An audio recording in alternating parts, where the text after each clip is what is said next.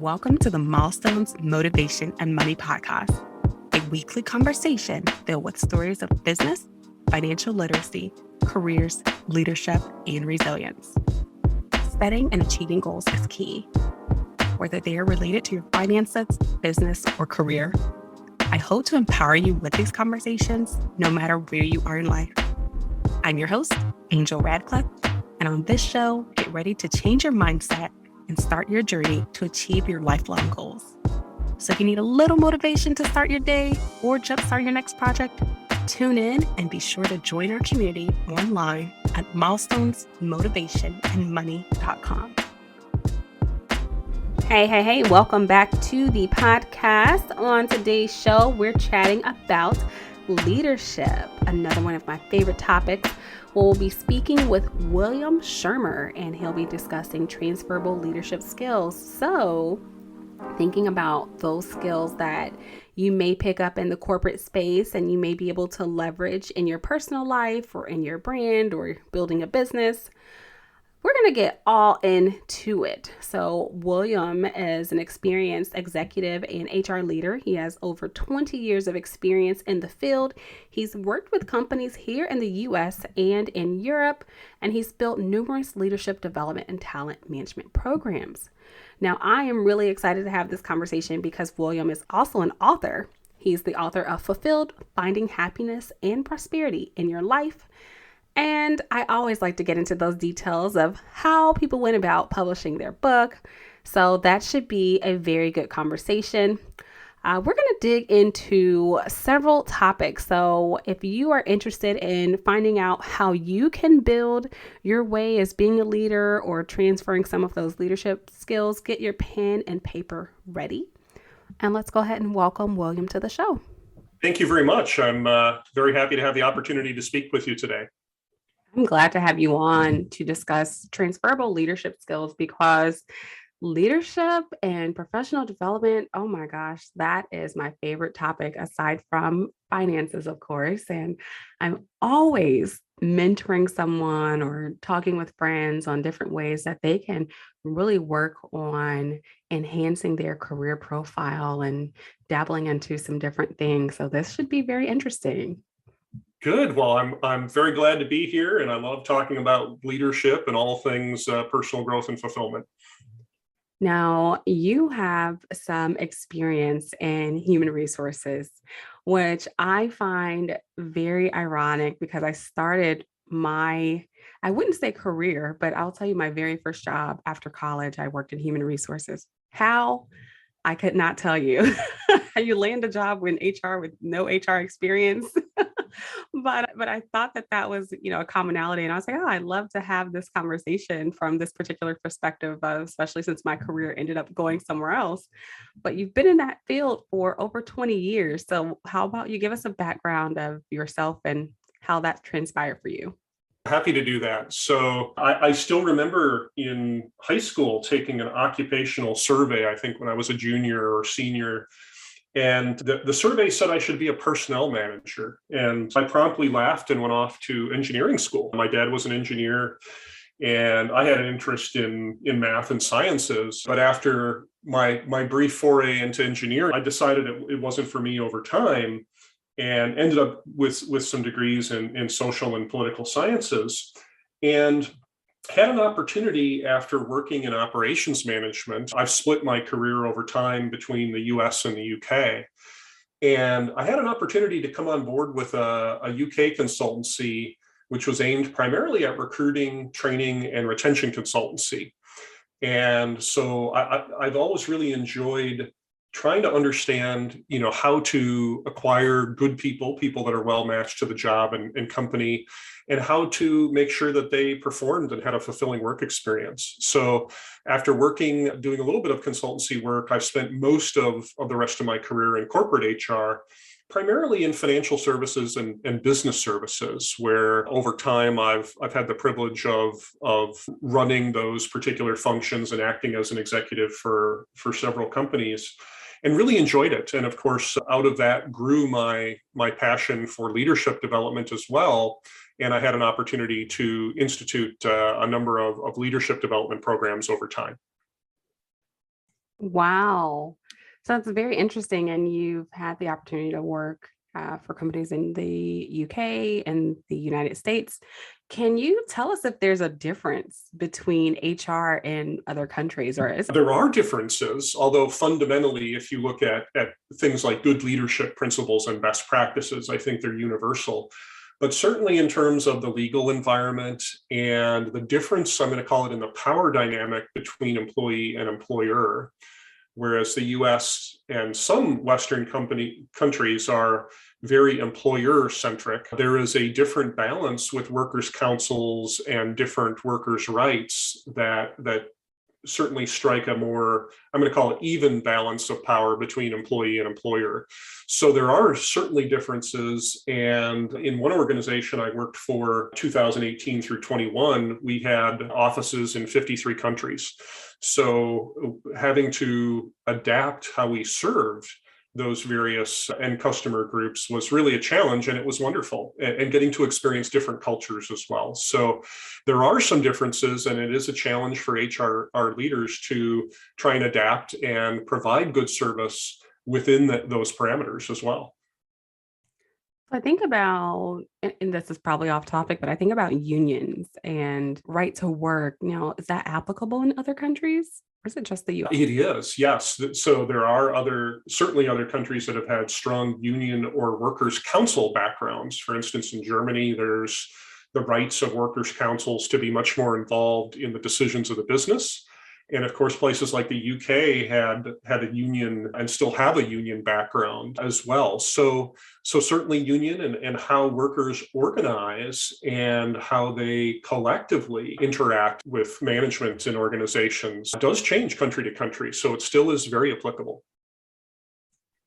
Awesome. I've always had this dream of living in another country, and I wanted to spend time in Europe the summer of 2020, which didn't happen because of COVID. I was like, I wonder what it's like to live in another country and just experience those different things. And so that's still on my bucket list. Might do it one day. You have an extensive background in leadership development and building these various programs. Why leadership development out of all the things in the whole HR stratosphere? There's so many different components of HR, but why is that your focus?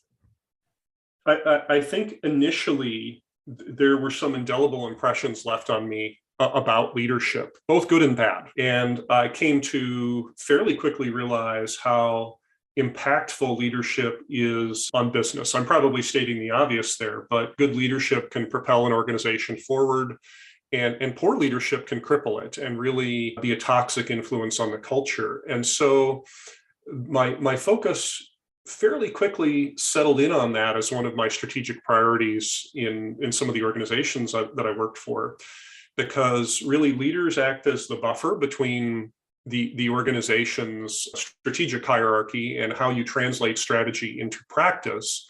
And how do you do that in a way that still ensures that there's good performance and there's bottom line results, but you do so, obviously the definition of leadership is getting work done through the efforts of others. And how do you do so in a way that makes others feel fulfilled at work?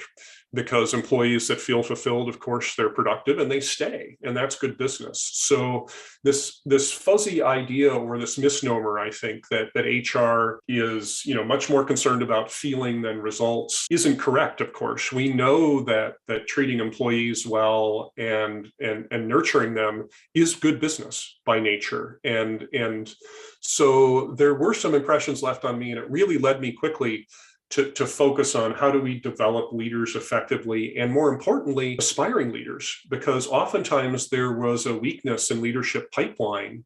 So how do we get people to step into their first leadership job and prepare them properly so they don't feel like they've been thrown in at the deep end? And so that's been a real passion of mine over the last 12 to 15 years. Interesting. And, you gave the definition of leadership, but I'm sure people listening probably have their own, as do I. I always say leadership is not about your title, but more about your character and influencing others. And of course, there's so many components of leadership itself. Everything we think about, there's the main component, there's subcomponents, but you know, we good leaders do make the company. And I think, people don't leave bad companies, they leave bad leaders. That's always been my thought process as far as, you can work for a company that's not performing well, but you can love your job, you can love your team. But when it comes to the leadership and the support you're getting, if you don't like your leadership, you're out of there. Even it always works on the opposite end of the spectrum as well. Even if you work for a great company, you have a bad leader, you're more so leaving that leader, not the company. And so, or due to the company. But, when we think about digging a little bit deeper into leadership, how should companies go about selecting the right leader? Or is there a way to select the right leader? So there's no perfect recipe, but I think that certainly there are some general principles, and I think one is selecting for character. I talk a lot about character, both in leadership and personal growth and fulfillment, as really being the cornerstone of everything that you do. So for example, do you have an uncompromising base of integrity with the people that you select? Because if someone has bent the truth, has lied, cheated, or stealed, or demonstrated other questionable actions from an integrity perspective, that really is terminal for people's leadership careers. So it really is about honesty and integrity. There are other aspects. Humility is one.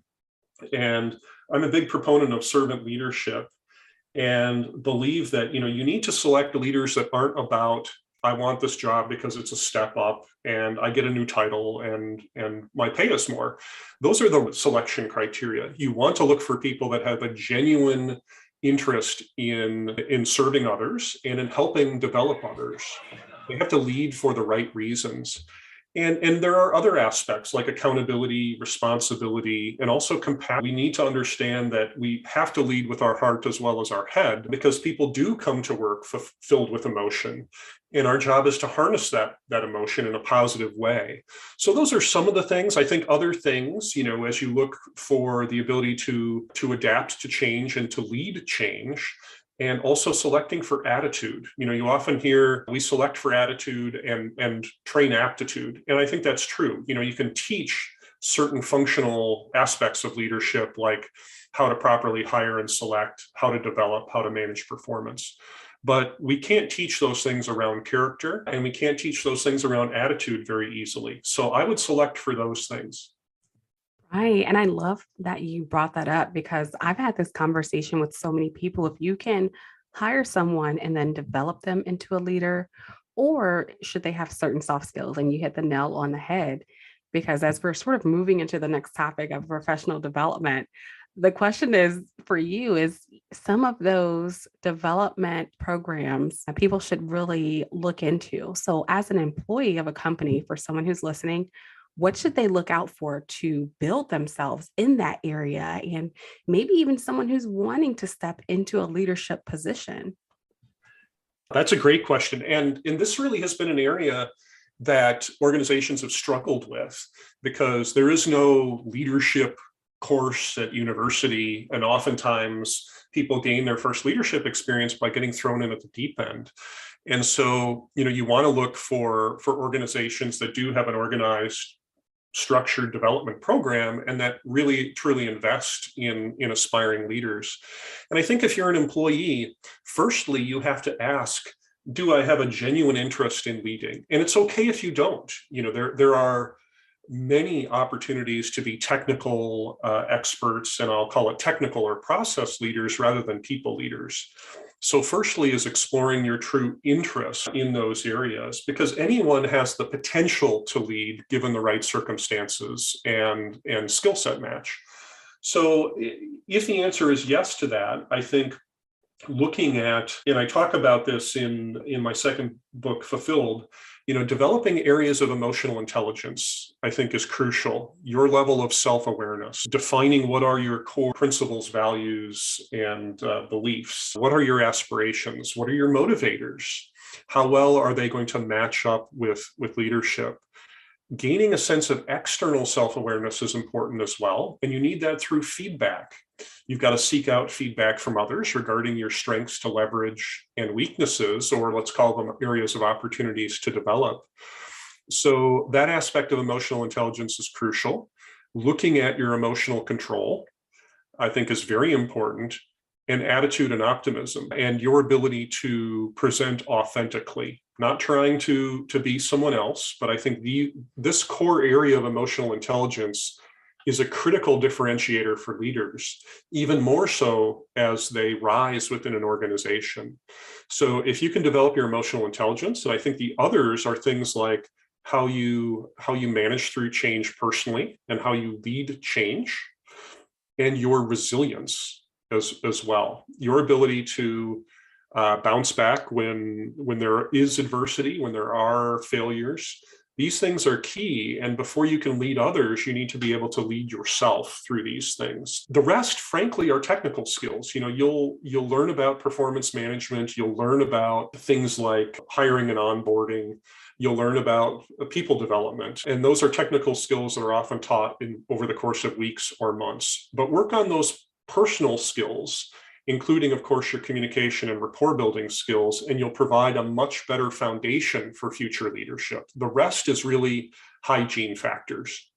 William, oh my gosh, I was over here taking notes because something you said, you must lead yourself before you can lead others. And that's so important, to really pour into yourself. And I know you've heard the saying, you can't pour from an empty cup. And I know we have to build ourselves up before we can help build other people up. And I often consider myself a people developer. I love helping people learn new things, as I mentioned earlier, and helping them really understand more about themselves and how they can step into these roles. And, as we went back to the beginning of the question and we're talking about, can someone develop themselves into a leader? Of course, you have to be given the opportunity to lead. And sometimes it's by trial and error. Sometimes it's by mistake. Or just as your career grows over time, you develop those leadership skills that you probably are not having as soon as you graduate from college.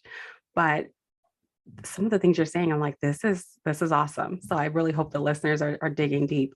I wrote an article a few months ago on leadership on LinkedIn, and I talked about the various stages of leadership, and at least the stages that I've been through and the stages that I typically notice. And resilience, you hit the nail on that, because I love to have people share their stories of resilience. And you get knocked down so many times, you get up again, and it really goes into building someone who becomes a compassionate leader, because they've been knocked down. They've been in these places where everything hasn't always been perfect. And so they're understanding to their team, and they're understanding to other leaders, to all these barriers that they may be facing, or how do you even get ahead?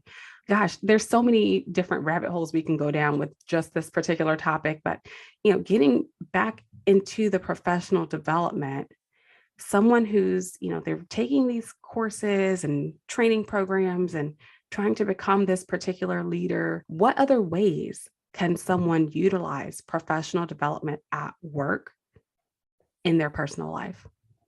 So I think many of the principles around professional development stand for personal growth and development as well. The other is taking on a learner's perspective. And there's a sense of humility around that, understanding that you can learn from anyone at any time if you're prepared, if you're open to that. Listening and questioning skills are very underrated amongst both leaders and really everyone. Good listeners, people who ask good questions, learn a lot. And this is obviously a critical part of self-development. Get feedback and get a mentor. We talk about life coaches, executive coaches. It's ironic in the professional development industry that CEOs and senior executives hire external coaches and pay them exorbitant fees to tell them what they've been ignoring from their own staff all along, right? So, your ability to take feedback and to act on it, even especially when it stings, is critical. Building up a network. Do you know the people that you can learn from who already operate at a higher level of effectiveness than you? Look for empathetic people in your network. You do need a shoulder to cry on or to vent to occasionally. And you need honesty, people who are willing to tell you things that you are not going to like about yourself, but are important as they hold a mirror up to you, because that is what accelerates your personal growth most. So I think that mentoring, that network, that mindset of being a learner. I think there was a famous poet who said, in my walks, I realized that, I can learn from everyone, that every person has something to teach me if I'm open to it. And I think we need to remember that too. So those are important aspects to professional development. And I think also your understanding of how you learn best through independent research. Do you need to be in that class, in order to pay attention? Are you a visual learner? Are you an auditory learner? How do you digest information and how do you best apply it? And I think you have to look for opportunities. Adults learn by doing. And so whether it's in your personal life or your professional life, look for opportunities to apply what you learned. And it doesn't always mean a step up. It may mean a sideways step in terms of your career or your life path in order to move you forward in the long term. Oh, absolutely. Absolutely. And, we're giving tips for people who want to build these leadership skills, but I know someone might be listening who's a corporate leader or who has their own company. What can they do if they would like to build out a professional development program for employees? I think, of course, you'd probably expect me to say this, but seek the counsel of someone who is experienced. It could be an external consultant. If you are a small business leader, that's often where it may be. Remembering, I think that investment will pay you a large dividend in terms of reduced turnover, increased per head productivity, and so forth. So, there are people out there that specialize in it. And there are also networks, whether it's the Small Business Network, the Society of Human Resource Management. There are low cost options for you to look at, as well as often the best ideas around HR and leadership development are stolen, right? We share best practices within the industry. And there are, lots of great books if you're willing to put in the work yourself. If not, if time is of the essence as well, then probably you're bringing in external resources to help you. But you're not alone. You don't need to reinvent the wheel. And a good basic structure for a leadership program can be put in place in probably 90 days or less. Wow, just 90 days. So focus on some of the third parties because, of course, some companies have their own in-house professional development. Some people use LinkedIn Learning or Udemy or all of these various aspects. So for someone to really incorporate that in that 90-day period, you would probably be suggesting one of those third-party learning programs. Yes, correct. And I think, as you brought up an important point, 90 days is possible. It's optimistic. And I think more importantly, as a business leader, you need to set the stage for what you're trying to do. In other words, you need to message out to your people that the program is coming, that you're committed to learning and development and to leadership development. And that does take some time. But if time is an issue, then leaning upon the third party is great. But remember that many projects sort of die a death because they're not woven into the culture enough, that they're not reinforced enough amongst the leadership communication. And the best thing that you can do as an executive, particularly in a small business, is make sure that you actively participate in leadership training. You don't have to deliver it, but just showing up and perhaps taking one small module or speaking at the beginning and in the end of the program demonstrates to everyone how important the program is to you. And that's what keeps those types of programs alive. Awesome. And I love how you mentioned, for those leaders to actually participate as well, because I always say leadership or learning never stops. No matter where you are in your career, if you have a business or even if you're at the top of the corporate ladder, you have to continue learning. And there's like this forever learning process as the world changes and we're becoming more agile and in tune with technology and AI. And some people they'll go out and they'll educate themselves and get a PhD and they gloat about it. But it's like, all right, what have you done since this MBA PhD 20 years ago? You have to continuously educate yourself. So I love how you mentioned that. So if you're listening, make sure you're immersing yourself into those learning opportunities if you're offering them. Now, William, you have 2 books, and I always love when I get to the point when I have a guest on and they're an author, because I have two books as well and have two more coming out this year. But the process is fascinating, and it's always good to see how other people have really walked through that particular process. So, of course, your experience in HR seemed to have pushed you to write the first book, which is more focused on leadership. It's called The Leadership Core. You have another book called Fulfilled. And I'll leave it to you to give us all those details on both books and where we can find them. Certainly. So the Leadership Core is out. It was released in October on print and also an ebook.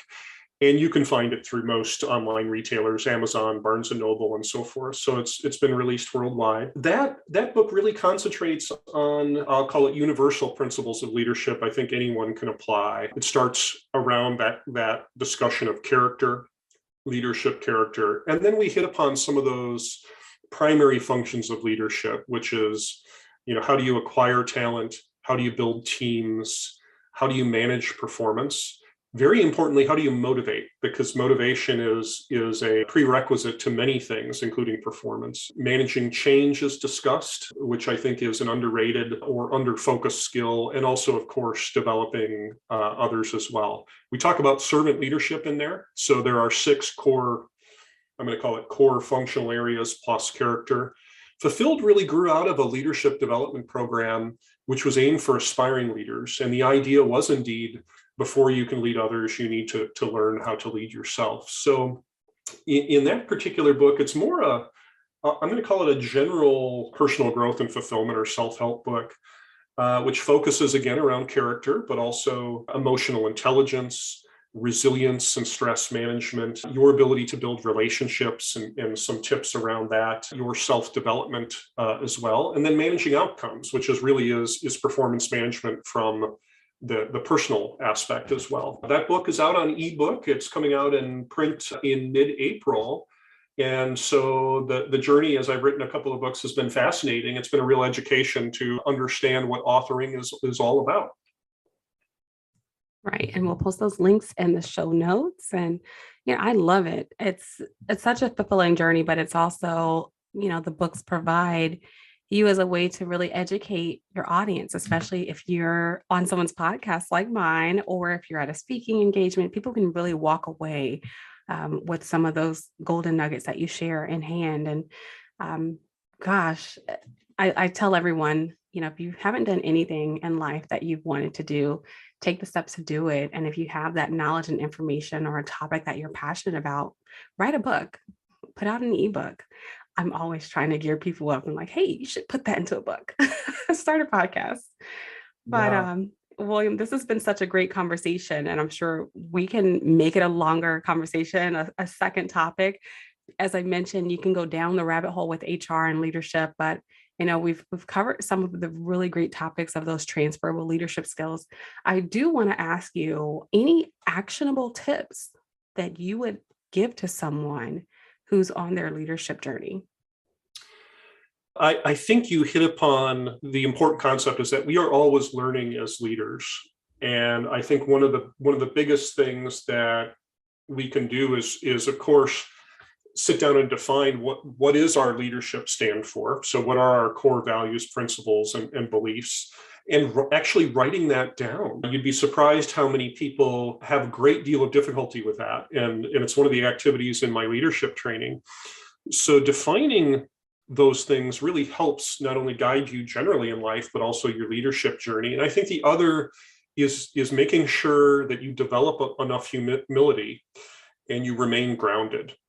Because oftentimes as leaders continue to grow, there's a dangerous potential to fall into arrogance and narcissism. So I think the best leaders maintain a healthy sense of humility and learning that they are always learning, that they can always gain knowledge from others.